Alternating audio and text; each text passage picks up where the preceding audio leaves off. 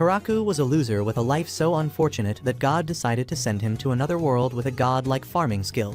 With his new powers, Hiraku decides to live a peaceful life on his farm and invites all kinds of monsters and beast girls to live with him. It all starts with Hiraku passing away and meeting God, who then apologizes for the horrible life he had and offers to give him a brand new one of his choosing. After he asks for a life with fewer people where he can pursue his dream of owning a farm, God blesses him with a divine farming tool and sends him to a completely different world.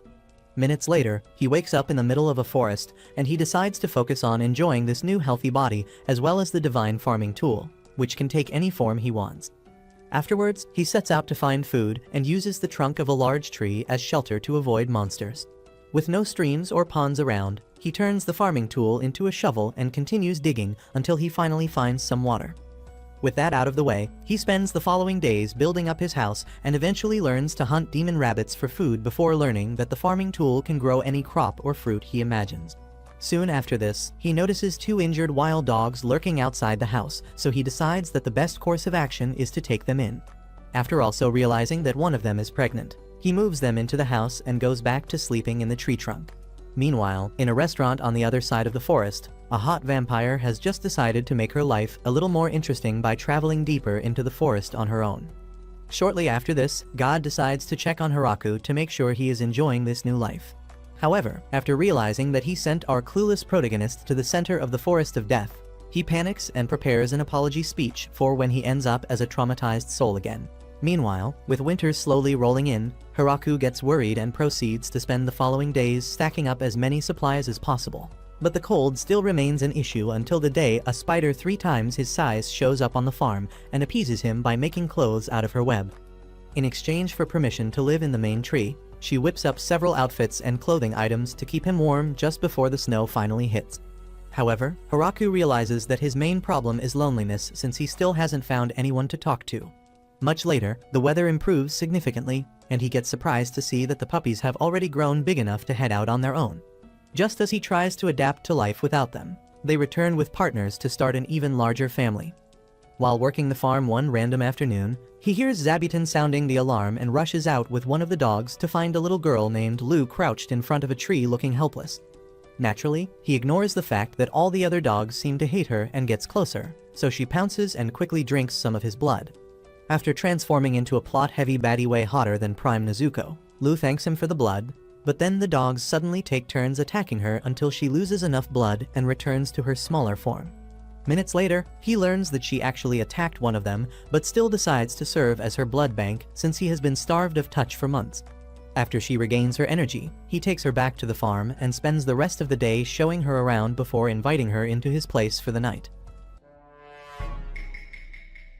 At first, they mostly chat about the crops he has been growing and how he never even realized that the forest was dangerous. However, after she mentions having to travel so she can continue her research, he drops to his knees and begs her to move in with him. After he explains how lonely living on the farm has been, she accepts it and explains that she has also been on the run because a bunch of nobles want her research for themselves. The next morning, she finds him on the farm and explains that she chose to remain small because he loses control anytime she transforms into a juicy hottie. While they continue chatting, another hottie named Tia finds the same restaurant Lou visited to ask about her. Days later, Lou wakes up looking more stressed than when the dogs captured her, so Hiraku thinks back on how she spent the last few days helping improve the place with her magic. While having lunch afterwards, she noticed that the food had no taste and asked why, so he explained how hard it had been to find salt. Upon hearing this, Lou froze in shock and asked if his eyes were defective because there is a layer of salt right beneath the ground, which he should have seen while digging the well. As he starts feeling grateful to finally have someone to talk to, she asks if he has any plans for the day, so he takes her into the farm to see the fruit trees he planted. After explaining how long they might take to grow, he starts thinking of a way to make green tea, but then Zabuton suddenly sounds the alarm again, so they rush into the forest and find Tia about to get ripped to shreds by the dogs. After she begs him for help, he holds the dogs back and helps her up, but after cleaning up her holy melons, she spots Lou trying to sneak off and orders her to surrender. The next moment, she gets attacked by the dogs again, so Hiraku takes her inside the house and gets concerned when they both take a moment to process the trauma Kiro and the other dogs put them through. After minutes of sulking, Tia asks why she is living with Hiraku, so Lou explains that he is actually her husband but quickly hides her face out of embarrassment. Tia then reintroduces herself by showing off her wings, but when he asks if she actually works close to God, Lu explains that her race is actually just a bunch of low-budget hawk girls who work as bounty hunters.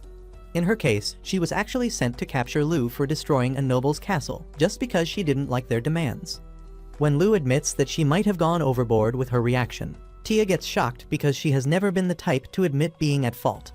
After saying that the constant beatdowns from Kuro made her humble, Lu offers to show her around the farm and quickly drags her out to see everything they spent the last few days planting. Several minutes later, Tia admits that the farm looks very impressive, but then Lu decides to make her join them for the day's work. She initially tries to avoid it, but after Hiraku cuts up some fresh cabbage for her and explains how good everything tastes, she decides to get her hands a little dirty. A couple hours later, they head back inside, and after trying a strawberry for the first time, Tia tells them that she never expected farm life to be such a good experience. The next moment, Lu tells her to move in with them, and when she tries to say no, Lu starts begging and says she can't handle Hiraku's glizzy on her own anymore. In a matter of days, Tia completely transitions from legendary warrior to a full-blown farm girl. At some point, even Lu admits that she is settling into this new life a lot faster than she expected, but Tia takes it as a compliment and asks Hiraku if they can plant more strawberries. After explaining that just the three of them can't possibly handle more work, he also reminds her that they are the only ones eating the fruits, so she suggests getting more people to live on the farm. While she and Lu start arguing over who does the most work, Hiraku sees that Kuro already has grand puppies, so he decides to build them a new space. Days later, he finishes with a new doghouse on the other side of his house, and after making sure that they love the place, he decides to check on Zabuton's family and sees most of her little ones already flying off to find mates. Just as he tries to figure out a new plan to accommodate all the new spiders as well, Tia tells him that she has to do something important and promises to be back in a few days before taking off. He immediately asks Lu if something happened, but she tells him not to worry about it because Tia always keeps her promises.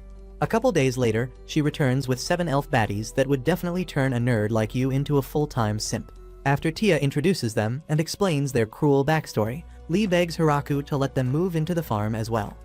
He takes a moment to think, but ultimately folds when Tia and Lu dangle their melons right in front of his face. The next moment, they all start working on a new patch of land for the girls to move into, and with Hiraku's help, they gather enough material to build an extra-large mansion so the girls can live together.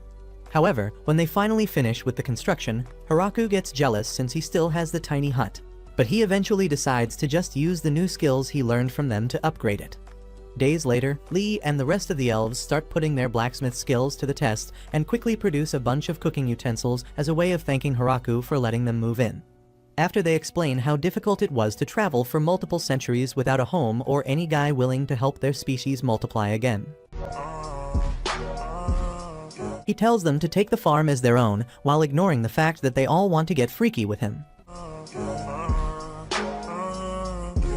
Later, they use some of the new items to bake bread, and while eating it with Lu, Hiraku suddenly asks if anyone owns the land.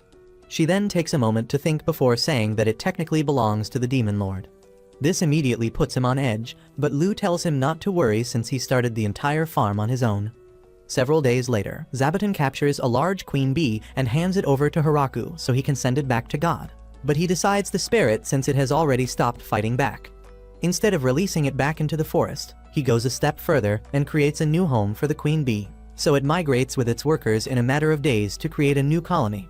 As he takes a look at the nest and wonders if they will be willing to share some honey, Tia shows up to talk but passes out the moment she sees the bees. Much later, Lee finds him staring into an empty reservoir and asks if he has any plans for it. So he explains how he initially intended to channel water from a river nearby and store it so they won't have to climb into the well every day. After further explaining how the long distance made it impossible to do it on his own, she offers to help, so he suggests gathering rocks to build the waterway. She then reminds him that there is no sign of solid rock anywhere in the forest, and after also agreeing that using wood would be a bad idea, he decides to use some of the dirt he dug out as makeshift concrete.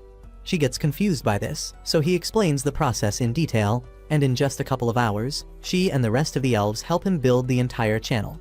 After the reservoir gets filled up, they close the water gate, but then he spots some fishes that came in with the water and gets excited since he had never been able to find fish since he started building the farm. As he tries to get a closer look at them, a demon piranha suddenly jumps to bite his face off. but he quickly chops it into bits and starts a barbecue. Surprisingly, the girls refuse to take a single bite and tell him that they don't eat fish from the forest, so he takes the first bite to make sure it's tasty before fixing them a plate. After they get surprised by the taste and ask for more, he decides to gather more fish for everyone and stores the rest with salt for another day. The following day, he notices that a random patch of land he recently worked on already has rice growing, so he decides to make a whole paddy to grow more. After letting some water in, he asks the girls for help and teaches them how to stomp into the water until it becomes a huge mud bath. They then spend the rest of the day replanting the first batch he found, and after a week, he realizes that it's ripe for harvesting thanks to his almighty farming tool. After days of letting it dry out, they take it all inside and watch as he spends most of the day processing the rice before getting help from Lou to light up the firewood stove.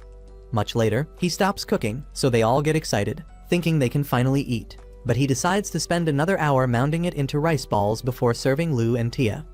After noticing that he squeezed some fish into it, they become obsessed with the taste and wipe out the entire platter in seconds before Hiraku even notices. Days later, they all help him with another batch of rice plants, but after leaving the mud pit, they use magic to clean up while Hiraku grabs the nearest rag and wonders if there is an easier way for him to get cleaned up as well. Just then, he remembers what a bath is and decides to build one since they already have water. So he pulls the girls aside to explain the building plan before they spend the rest of the week gathering materials and bringing his dream to life. Just before firing up the bath, Hiraku notices mushrooms growing on one of the logs, but he gets worried since there is no way to differentiate between the good and poisonous ones. After talking to all of them about it and getting even more confused, he decides to smash some of the logs and grow as many mushrooms as possible. That way, they can have more options to test out. Much later, he calls everyone to the bathhouse to explain how it works, but they all tell him to demonstrate it instead. So he strips down and covers his woodpecker with a towel before explaining how they are meant to use each room. Moments later, the feeling of soaking in warm water causes him to become delirious, and by the time he finally wakes up, he sees all of them in the bath as well and immediately hides his supercharged meat saber. The next day, he checks on the mushrooms and decides to think of a new dish to make with them. Much later, Kuro and the other dogs return with 5 new elves, and after they introduce themselves, Tia explains that they all used to travel together many years ago. After Hiraku agrees to let them move in as well, Tia gets excited to upgrade the houses and says they also have to start breeding as soon as possible. While Hiraku remains lost in delusion as he still hasn't realized that they want to ride his magic stick, Kuro watches from a distance and fears that his master is even more dangerous than Prime Johnny Sins. A long while ago, he was the strongest wolf in the entire forest, but that was until Alice defeated him and turned the once powerful loner into her obsessed partner. What started out as a beautiful love story deep in the forest turned sour after she got pregnant and was too weak to fight when a feared predator called the grappler bear showed up. By luck, they managed to escape with their lives, but ended up traveling deeper into the forest since they were no longer the formidable wolf couple every other creature feared. Soon after this, they found Hiraku and were puzzled by the amount of limitless energy leaking out of his farming tool. However, the real shock set in after he started sharing his food and gave them a place to stay, so they decided to make him their master and started growing a family under his care. Several weeks later, Hiraku and the girls finally complete the new mansion. So he heads inside with Lou, Tia, and Lee for a tour of the place since they spent more time setting up the inside while he only gathered materials. After showing him the new living and dining rooms, they head down to a large cellar he dug up and decide to use it primarily for storing food. Soon after this, they all get excited to check out their individual rooms, but Hiraku gets intrigued by one particular room at the corner of the building since it's the only one with a large bolt outside. On getting there, he takes one look inside and realizes that it's the room where they intend to take turns riding his Magnum, so he quickly shuts the door and decides to act like it doesn't even exist. While they all continue getting settled into the new space, he decides to set up new statues of the dogs at the entrance just to make the whole thing come together nicely. The following day, the girls get back from the usual farm work and ask if he has already decided on what they are going to eat. So he shows them all the ingredients laid out and tells them about curry since they probably never heard of it before. When Lou suddenly panics because of an ingredient that sounds a lot like her name, he takes them out to the farm for a masterclass on spices and carefully explains what each one is used for. However, just as he finds some cilantro leaves, the dogs get excited to try some until they get close enough to sniff it and immediately take off running. Upon seeing this, Lou and Tia decide to do some research on it, because there is no record of an item that scares off inferno wolves.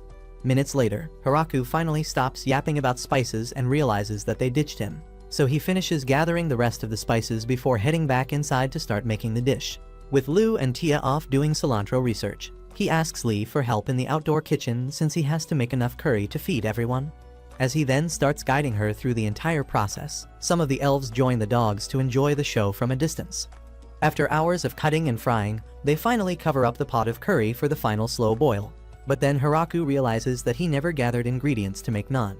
This causes him to panic, but after taking a moment to think, he considers using rice, but ultimately decides to go through the stress of making naan from scratch while the curry boils. He then reminds Lee of the time they made bread and says they are doing the exact same thing, except that they are now going to roll several portions into tortillas and leave them on a hot pan to heat up. Hours later, Tia and Lu return from their research and find almost all the other elves quietly watching as Hiraku and Lee finish preparing the tortillas. A couple minutes after this, they all get seated but refuse to touch the food, so Hiraku takes the first bite as usual and promises that it tastes good. Like all the other times, they remain a little hesitant, but after finding the courage to try a small bite, they all become obsessed and clear out their plates before lining up for seconds.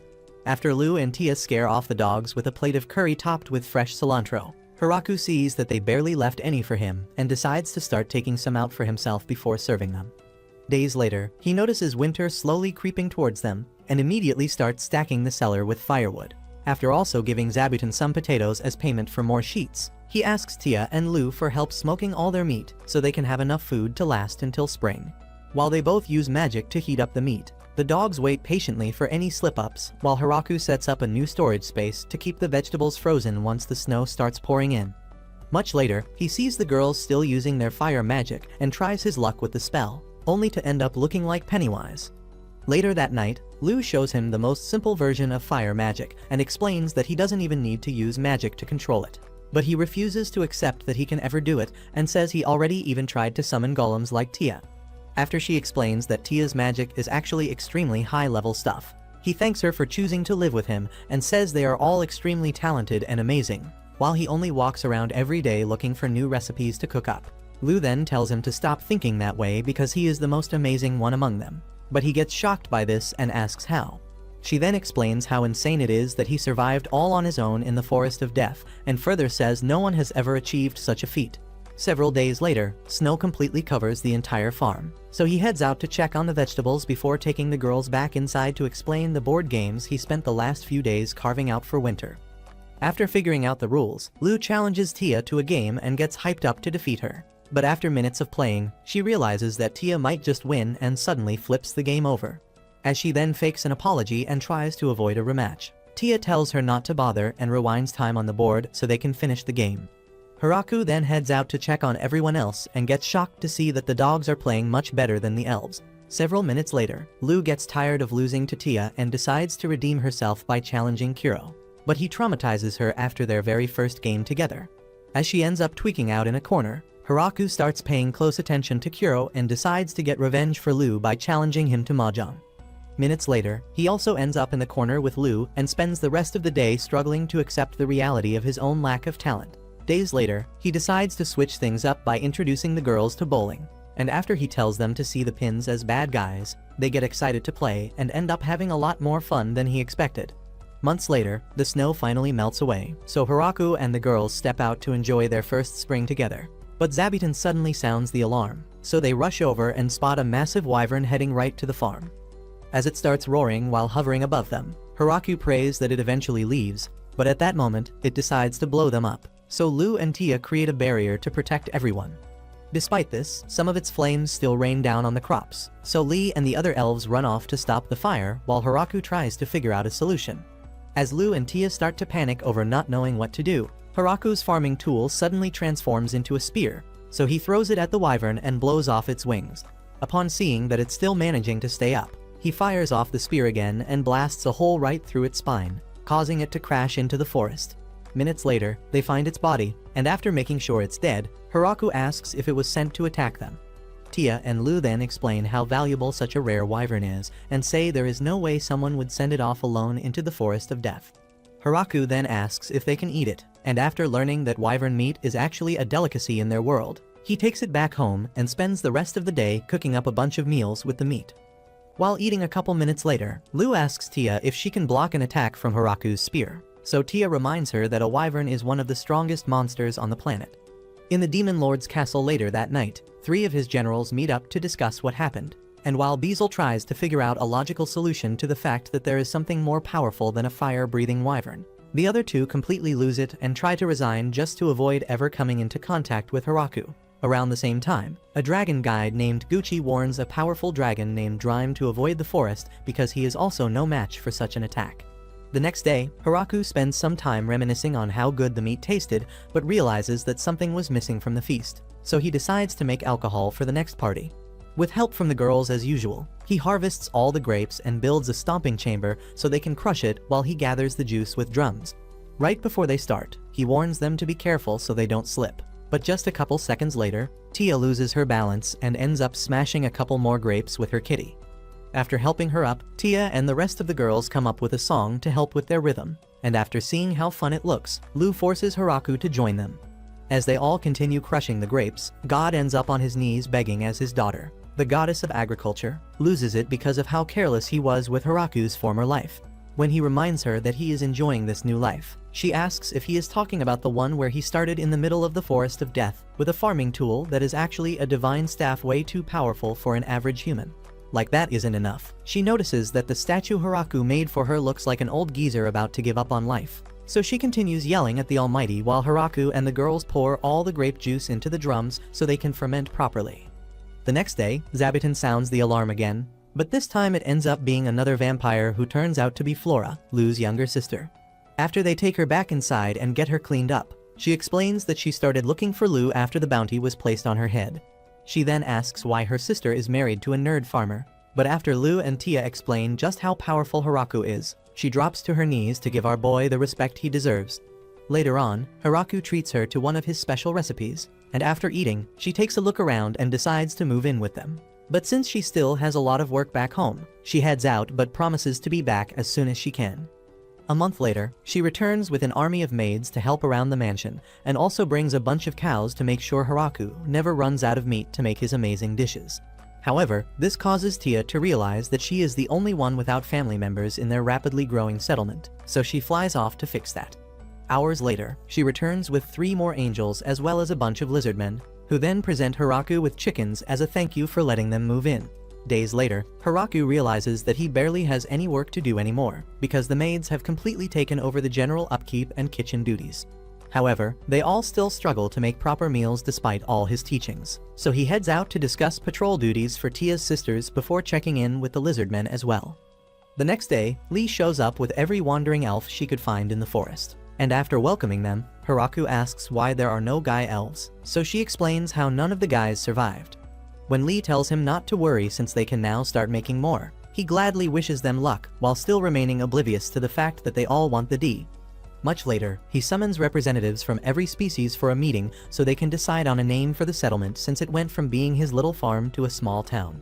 Anne then suggests calling it the Village of Death after the forest. But he refuses and continues brainstorming until Zabuton directs him to the door to remind him of how it all started.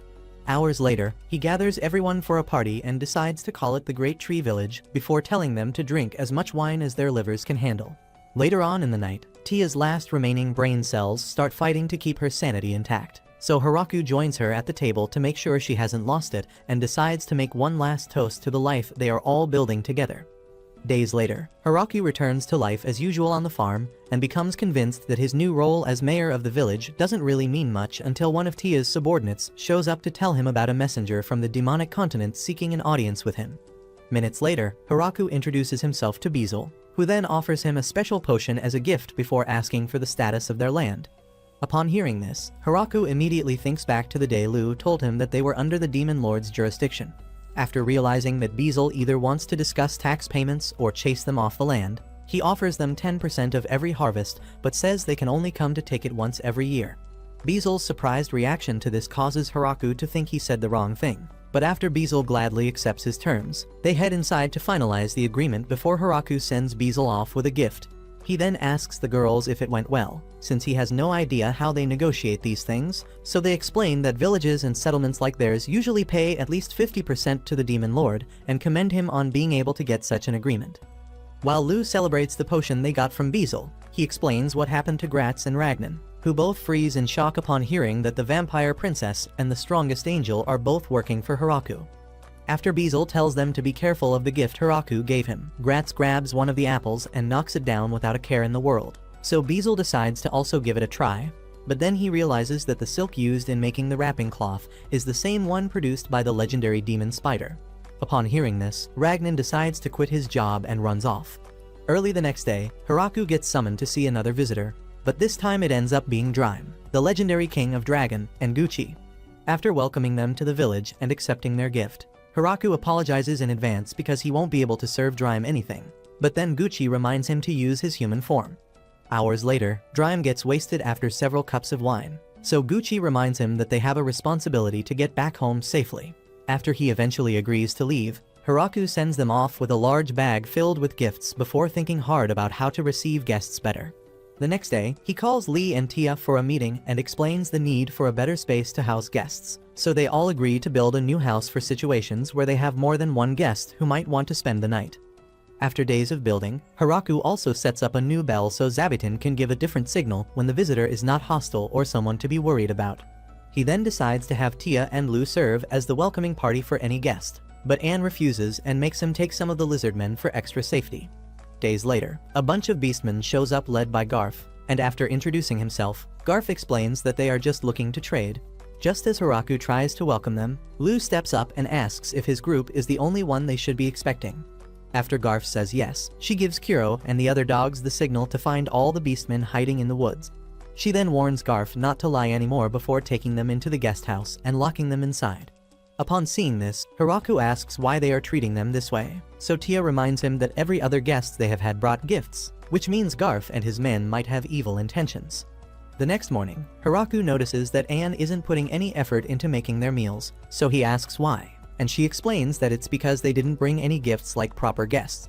After much persuading, he convinces her to at least serve them some wine and says they have to be kind until Garf and his men give them a valid reason not to. Minutes later, he asks Garf for details about their village, and as he starts explaining it, Tia uses the opportunity to ask one of the beastmen why they were hiding.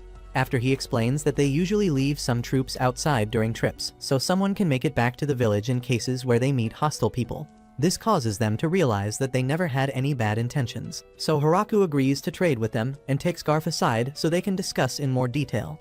Garf then explains that they can only trade with goods since they don't have a currency, and after Hiraku agrees to it, he asks them to bring the first items because they don't have enough resources to take another trip.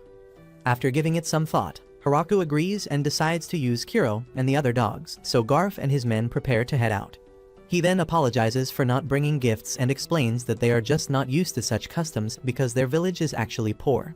A couple days later, Drime offers to help them make the trip to the Howling Village in exchange for more wine, and Tia decides to go to Hiraku's place since it would be a bad look if he takes the trip on his own. Much later, she returns and explains how the trade went before telling Hiraku that the beastmen want to send 20 hotties over to live with them. After giving it some thought and realizing that he is still the only significant guy in the village, he agrees on the condition that they have to send 3 young men as well. The next day, a hot beast girl named Sina shows up with the girls, and after welcoming them, Hiraku sees that they took his request for 3 young men a little too seriously. In an abnormal turn of events, the elves start counting how long it will take for the little beastmen to grow magnums big enough to handle them. Shortly after this, Hiraku realizes that Sina and the other beast girls expected to be treated harshly because of all the rumors of his strength, so he asks Anne to make sure they enjoy the best of the village. Despite this, they still faint at the first sight of Zabuton and Kuro, so Hiraku decides to let them adjust in their own time. Days later, Sina uses magic to stop one of the boys from face planting into the ground, but this surprises Hiraku since he never knew that they could use magic. After he asks and realizes that he is the only one with no affinity for magic, Sina tells him not to worry about it because the boys are also learning how to control their powers, but he quickly accepts that it will just never happen. Hours later, he returns to the farm to do what he does best, but a sudden earthquake rocks the entire village right before Granmaria drops in to tell him that a grappler bear and a viper are fighting. After wondering how a mere fight is capable of causing this much damage, he asks to be taken to them, so she flies him to the scene of the fight. Upon seeing that the bear and viper are both the same size as Godzilla, he asks her to take him closer at full speed and casually knocks them both out with a single attack. This causes the girls to realize that he isn't the weak farmer they once thought he was. But then he goes a step further and takes both the bear and the viper back home so they can use their meat for a new recipe. After hours of cooking, he serves up some of the bear meat, but after frying the viper, he gets obsessed with the fried chicken taste and decides to take a break to figure out how to make some mayo to go with it. At Flora's lab minutes later, he asks if she finally figured out an edible potion that fights off microorganisms, and after handing the bottle over, she asks for help with the miso recipe because she has spent the last few weeks blowing up the lab in an attempt to perfect it. After agreeing to help out, Hiraku first uses the potion and some extracted vinegar to make mayonnaise for the fried viper meat before carefully showing Flora the right steps to make vinegar. Hours later, they wrap it up and store it in the cellar so it can age for the next few months. But as he tries to explain how important this last step is, Lou shows up to tell him about some guests waiting to see him. Moments later, he meets an elder dwarf named Donovan and his two buddies, who then ask for some of their wine and proudly admit that they can't afford to pay for it. After the girls refuse to give it up for free, Donovan explains how they spent their entire lives traveling and perfecting the art of making liquor with various crops. He then offers to turn every fruit and crop they have into the most exquisite liquor on the planet, and the girls excitedly agree to this. So Hiraku spends the following days in student mode as he carefully watches every step and realizes that he is actually a lightweight. Days later, they decide to throw a party to properly welcome the elves and beastmen to the village. While Drime loses his senses to the booze, Hiraku realizes that he finally has men in the village, so he asks Donovan if he finds any of the girls attractive. To his greatest shock, Donovan admits to being a zesty freak who likes his men hairy. So Hiraku decides to drink until he forgets their entire conversation. On his way to the farm days later, he spots a powerful dragon heading straight to the village and prepares to attack, but Drime suddenly rams into it. The next moment, another dragon starts heading towards them, so Hiraku fires off the spear, but the dragon somehow manages to dodge at the last second. Hiraku then prepares to attack it again, but Gucci shows up to stop him and says they are not hostile. A couple of minutes later, he introduces Latticemoon and Graphaloon, Drime's daughter and wife, who then apologize for almost burning down the village in a fit of rage. It turns out that Drime's constant sneaking out had made them both suspect that he was cheating on the family, and the fact that Hiraku built a whole house for him to spend the night definitely didn't help matters. However, after Drime explains that he was just sneaking out to drink, they both apologize to Hiraku again, so he heads back inside to work on the farm. Drime then asks Graphaloon if she finally understands why he spends so much time building a relationship with Hiraku, because he is the only one strong enough to rival their power. After explaining that she only dodged his attack because Zabuton pulled her away, Graphaloon tells Latticemoon to move into the village and get closer to Hiraku so they won't ever have to worry about Hiraku turning on them. Days later, Latticemoon moves into the village and immediately asks to join the girls on the farm. But after she spends most of the day blowing up the crops with her unstable powers, Tia tells Hiraku to consider giving her a different job because even the animals are terrified of her. After remembering that dragons are actually the most terrifying monsters on the planet, he puts Latticemoon in charge of diplomatic relations. When Beezle shows up for the usual fruit request days later, she welcomes him and decides to personally handle his request. However, throughout their entire conversation, Beezle's nuts start to shrivel in fear as her terrifying aura completely overwhelms him. Later that night, he tells Ragnan and Gratz that they have to send a spy to the village to figure out just how strong they all are. The next day, he summons his daughter Floram and tells her to handle the mission, so she promises to do her best and immediately heads out to survey the village. After several minutes of secretly watching them from the sky, she drops in and meets Latticemoon, who then welcomes her to the village and offers to give her a tour. Unfortunately, one of the angels informs her of another guest, so she leaves to meet them while Floram continues investigating the village.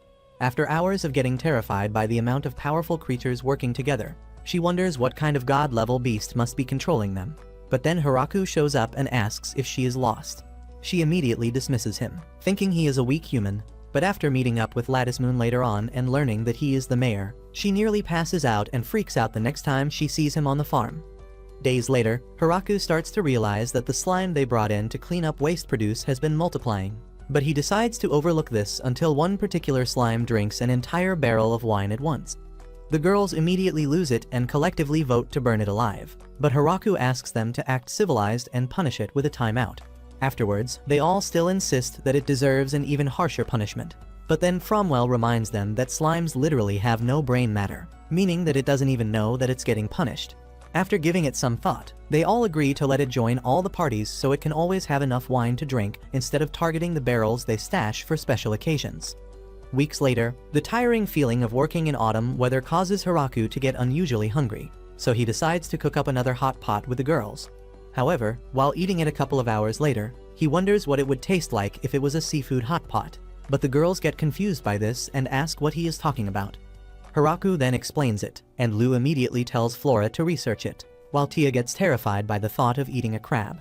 After Fromwell tells them about a merchant she knows from the port town at the edge of the Demon Kingdom, Latticemoon decides to go check it out, so she offers to tag along in case she needs help finding the merchant. 3 days later, they return with Michael, the owner of the largest trading company in the port town, and after introducing himself to Hiraku, he presents their finest products. After Hiraku accepts it, he asks for permission to be the one handling all foreign trades between the village and neighboring towns, but Lou steps in to ask why they should even consider it. He then promises to get them more than double the value for each of their products, and after hours of discussing in more detail, he decides to head out and asks to have another lengthy chat about their wine another day. At that moment, Latticemoon yells at him for even thinking about it, and after almost getting a heart attack, he hides his fear and thanks Hiraku for making time to talk. Latticemoon then takes off to return him to the port town, and while Hiraku and the girls discuss how he seemed awfully relaxed throughout the process, he thanks the gods for safely getting him out of the village. When the girls first arrived in the port town 3 days ago, he considered sending them to another merchant out of frustration. But a last-minute decision to see them first made him realize that he was about to make the fatal mistake of turning down General Beazel's daughter. After also realizing that Latticemoon was the feared dragon he had heard horrific rumors about, he started praying for some miracle to escape dealing with them. But that was until he saw the fruits they brought as gifts and realized that he could make a fortune working with them. However, this dream of becoming an even richer businessman than he already was soon turned into a living nightmare as he kept meeting powerful beasts he never dreamed of seeing in this lifetime. While he continues thanking his stars that Latticemoon is taking him back home, Hiraku and the others enjoy the seafood hot pot and almost forget to leave some for Latticemoon. Days later, Hiraku finds another dragon just outside the village, but this time it starts taunting him until he decides to take it down. After intentionally throwing the spear right in front of it, it dodges but ends up leaving its wing wide open for him to land a second attack. Moments later, she transforms into a human form and begs him to stop attacking, so he asks why she was randomly blowing up the forest in the first place. Just then, Drime shows up and explains that Haruken is actually his older sister. But as he tries to defuse the situation, she asks why he would want to marry Latticemoon off to Hiraku and says that is why she came to fight him. Upon hearing this, Hiraku asks Drime what she is talking about, but he immediately denies it and says it was just one of his drunk rants. However, Haruken refuses to accept it and says it's not fair that Latticemoon gets to find a husband before her. So Hiraku grabs her by the head and threatens to finish what he started if she doesn't clean up the mess she made in the forest.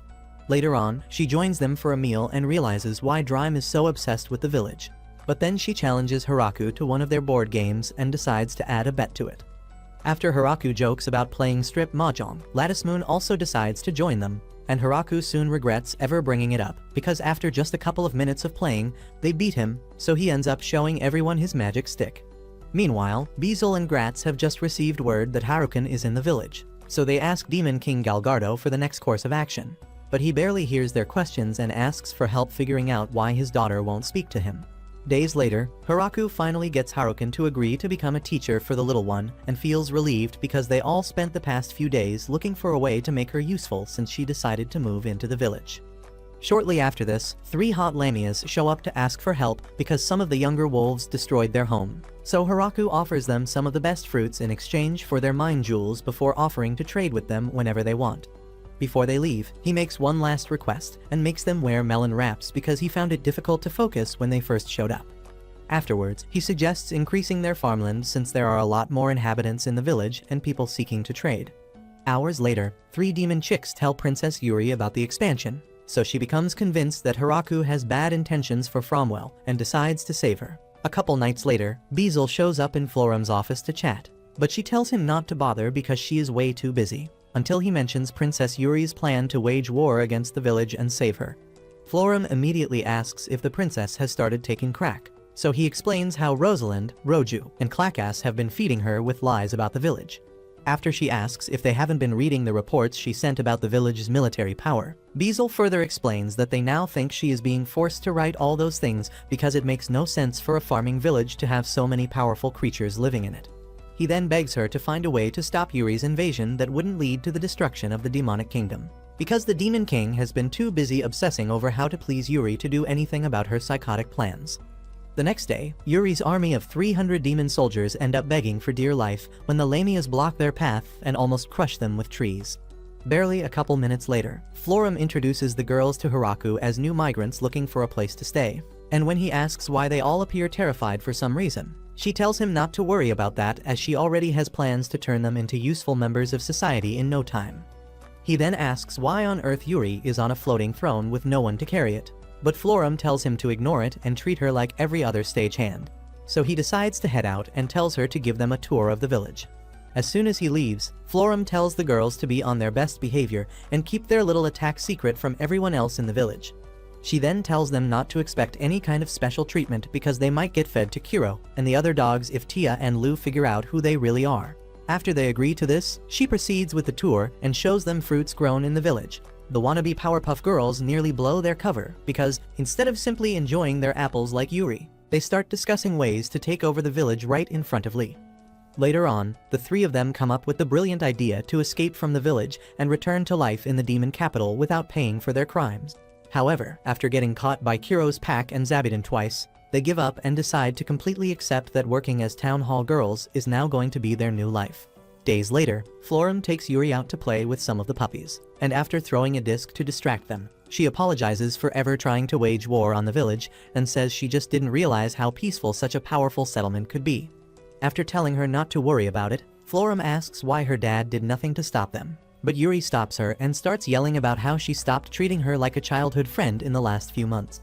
She further explains that the whole reason she started the campaign was because she thought Hiraku was holding her hostage. So Florum apologizes for not telling her about anything and promises to always keep her in the loop. Hours later, Hiraku and Florum see that the three musketeers are actually enjoying their new life as Florum's assistants. And as they enjoy the view, Lu shows up and says she has been stressed out all day because her transformation magic hasn't been working like it should. Several days later, Yuri decides to get even more involved with work on the farm. So the girls try to remind her that she is still royalty, only to end up being forced to work as well. Shortly after this, she decides to head back home and thanks Hiraku for his hospitality before asking Rosalind and the others why they haven't packed up yet. After they explain that there is still a lot of work to be done on the farm, she decides to let them stay but tells Florum to come pay her a visit whenever she gets the chance. A couple days later, Galgardo calls Beezle to the throne room to talk about Yuri because she completely changed after returning from the trip and barely tries to have their usual tea party dates.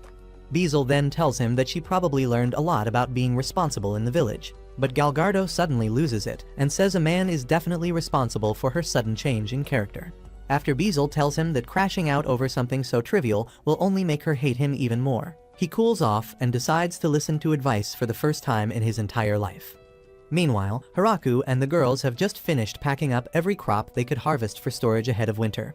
But then they realize that there is a lot more food than they can handle, so Hiraku decides to give some away. Harukin then suggests taking some to her parents in the north, and after Tia realizes that she is talking about the Dragon Emperor and his wife, Lattice Moon offers to handle the rest of the deliveries. The next day, she sets out with all the spare food items and drops some off for Drime before getting to the port town to see Michael, who then asks for help defeating a sea monster that has been affecting business. Harukin also heads out to deliver some of the food to her parents, and on the way back she finds a group of dark elves stranded in the woods, so she takes them back to see Hiraku. After Ya introduces herself and explains how they could no longer find food and survive in the mountains, Hiraku gives them permission to live in the village, and she immediately offers to handle all the hunting for them in exchange.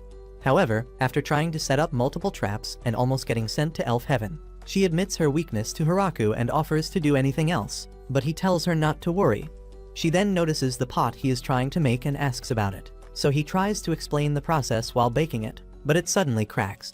He then tells her that they don't have enough clay to make a proper one, so she offers to do that instead since she already spent years mastering the lay of the land.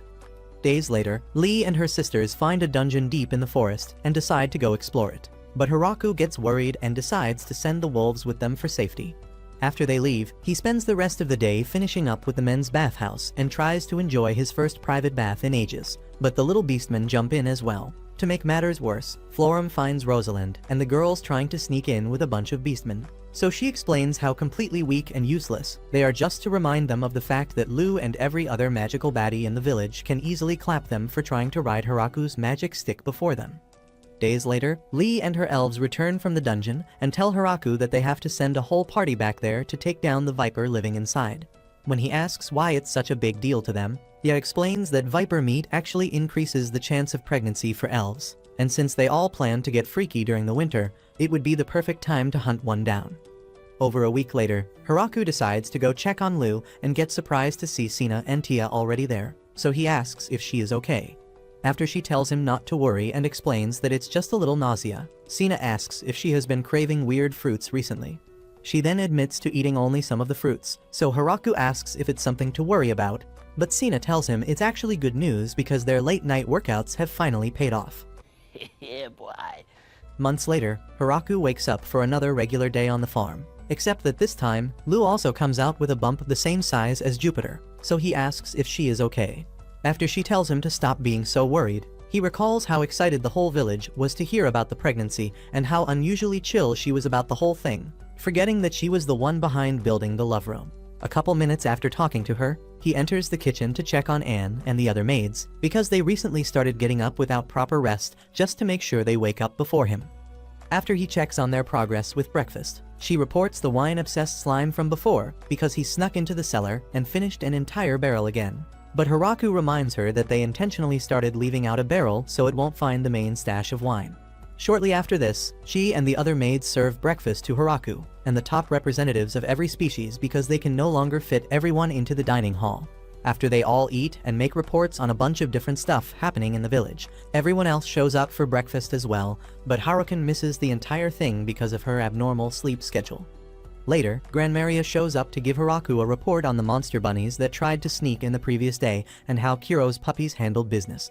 Hiraku then tells her to be excited because that means they get more meat, but the serious look on her face causes him to realize that they take their jobs a little too seriously. However, as soon as they clock out, they become the human version of sloths and even force the lizardmen to do their laundry just so they can sleep around until it's time for a fight. After having breakfast, Hiraku heads out to work on the farm and starts by looking out for the tiny black creatures that usually eat all the leaves. Luckily, the farming tools watering can mode comes equipped with monster pest repellent, so he spends most of the morning working the fields and eventually stops to take in the beauty of his work before taking a break for lunch. At first, all the girls were shocked by the fact that they got to eat 3 times in a single day, so it took a while to make it a regular thing. The elves were especially surprised by this since they rarely got to enjoy having a single meal every day. While they were mostly shocked by the constant food supply, Sina and the Beast Girls became scared that Hiraku wanted to kick them out of the village because they had never heard of a 3-course meal while living like peasants. After lunch, Hiraku returns to the farm and decides to start planting flowers to give the village a little more color. Shortly after this, he spends a little time carving out new stuff for the girls to enjoy and eventually finds them all training hard to burn off the extra pounds from eating so much food. In an attempt to avoid feeling left out, he decides to join them, but after just a few minutes of training, he stops to catch his breath and decides to focus on using his only party trick. Hours later, Anne presents him with the latest addition to the dinner menu, and after taking a look at it, he tells her to stick to cooking edible food. But she tells him that they all have to eat it regardless of how awful it tastes. As everyone else shows up for dinner, Fromwell shows him a letter from Yuri asking for more fruits and clothes from Zabuton. After a couple more minutes of poisoning himself, he heads into the bath to get cleaned up and finally enjoys the peace and quiet he has been craving. On the way back into his house later on, he notices that they are all secretly stalking him and decides to pretend like his eyes don't work. However, once inside his room, he realizes that they are still watching and acts like he is in trouble just to blow their cover. The next day, he decides to spend time with the dwarves, expecting to find them half drunk while making more wine, but as it turns out, they take their jobs even more seriously than the angels. After explaining that none of them take a sip of booze while working, Donovan asks for triple the size of their current grape harvest, so he heads to the farm to figure out a solution. Just then, Sina shows up to tell him about a strange man who just showed up in the village, so he rushes over to the great tree and wonders how he made it past Zabuton and the angels. After Lu shows up and recognizes him, Vargreif excitedly greets her before heading inside with Hiraku for a chat. As he starts explaining how excited he was to hear that little Lu is pregnant, Hiraku asks who he is, so she explains that he is like the grandfather of all vampires. Vargreif then explains that he initially planned to just take a look around the village and leave. But the statue of God drew him in because they actually met right before he was born. However, due to being over 4,000 years old, he constantly erases his memory to retain some level of sanity, which is why the statue Hiraku carved drew his attention. After explaining how he has spent years trying to get a perfect statue like the one outside, he begs Hiraku for it and promises to pay whatever he asks. But Hiraku refuses and offers to make him a new one instead. Days later, Vargreif wraps up his new statue and asks Hiraku if he is really sure about not taking any payments, and after Hiraku insists that it's no problem, he wishes them luck with the pregnancy and heads out. Shortly after this, he arrives at the central church and catches up with the abbot in charge before swapping out their old god statue for the new one. Days later, Lou receives a fancy piano as a gift from Vargreif, and after she spends most of the day playing it, Rosalind and the others sneak in to have a go as well. However, after opening it up, they get scared of spoiling something and beg Hiraku for a regular piano they can practice with, so he sends a special request to Michael. A little while after this, the girls receive their new, regular piano, and it becomes an instant hit in the entire village. But Hiraku quickly regrets buying it because they simply refuse to take a break from playing it. A few months later, Hiraku sends the girls off for lunch and completely forgets that he also needs food, so Lou calls him out of the fields to a spot under the trees and explains the importance of taking breaks. After she creates some ice for his tea, he thanks her for coming all this way just to join him, but asks if it's okay to spend so much time outside in her condition. She then tells him not to worry because the other girls explained that she actually needs the exercise. Despite this, Hiraku remains worried and wonders what it feels like to carry around a whole being for months. Later that night, Tia and the other girls also ask the same question after dinner, so Lou explains that it feels a lot like carrying 2 cabbages in her belly. Upon hearing this, they realize that she must be under a lot of stress and ask if there is anything they can do to help her feel better. But she tells them not to bother as they have already spent the last few months helping her with everything else. However, she does mention the fact that not being able to drink wine has become one of her greatest problems. Days later, Grandmaria and the other angels beg Hiraku to sell off all their booze because Tia and the others decided to stop drinking just to share a little bit of Lou's pain. However, since they are all addicted to liver problems, it has caused a wave of depression to spread throughout the village. But Hiraku refuses and explains how difficult it is to make good booze before suggesting that they just keep it out of sight and let it age. Days later, Donovan and the other dwarves ask Hiraku if they have committed some kind of crime because no one wants to drink their wine again. Hiraku then explains the situation with Lou and the new plan to stash all the booze until after she gives birth, so they get excited to make even more and promise to do something special for Lou. Weeks later, all the girls take turns presenting Lou with presents and goodwill charms, and after they all leave, she shows Hiraku a mallet Donovan brought over. Just as he asks if they plan to pound the baby out of her, her water breaks, so he steps out to give her space while Tia and everyone else turns their mansion into a hospital. Minutes after sitting in silence and overthinking, Hiraku heads to the carved-out hole in the great tree and spends the rest of the night trying to get his thoughts under control. By morning, he rushes back inside and meets Alfred, their beautiful son. After getting a crash course on how to be a gentle father, he carries Alfred and promises to raise him to be a strong man. Weeks later, life returns to normal on the farm, but after a hard day of work, Hiraku takes a look around and realizes how far they have come from when he first found the tree, so he decides to do something special for everyone. Days later, he summons all the representatives and introduces them to the village's official currency. They get confused by the sudden need for it, so he reminds them that they now produce way more crops and items than before. Since everyone places a different value on the items they trade, exchanging goods is no longer a good way to conduct business, so he explains that they will measure value using the coins. However, since it's not something they have ever done before, he decides to start by giving coins to the representatives and every major contributor to the village's growth, so they can use it to receive special items whenever they want. Soon enough, they all get the hang of things and start using the coins as local currency. But things almost turn sour when a little beast girl tries to pay Hiraku for a pregnancy. Luckily, he decides to let them rent him out for a day instead. Weeks later, he gathers the entire village for a late-night party since they haven't celebrated Alfred's birth. And after they all immediately start drinking every drop of booze they can find, Donovan rolls out a special barrel of wine and explains that the mallet was made so they could be the ones to break it. However, after they both crack it open, he realizes that Lou still isn't drinking and asks if there is another Alfred on the way. But she explains that she still can't drink any because Alfred needs the healthiest version of her milkers to grow.